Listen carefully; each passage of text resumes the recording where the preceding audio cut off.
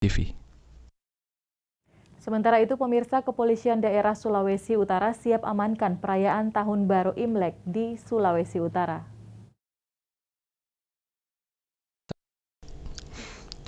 Untuk menjaga keamanan di saat perayaan Tahun Baru Imlek di Sulawesi Utara, Kepolisian Daerah Sulawesi Utara akan menurunkan sejumlah anggotanya untuk menjaga keamanan.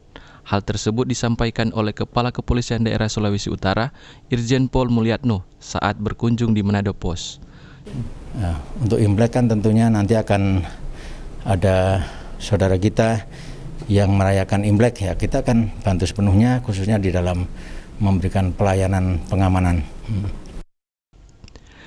Ia juga menghimbau kepada warga agar tetap menjaga situasi Kamtibmas di Sulawesi Utara, serta mengajak warga Sulut untuk tetap mengikuti protokol kesehatan yang ketat dan mengikuti program vaksinasi dari pemerintah pusat.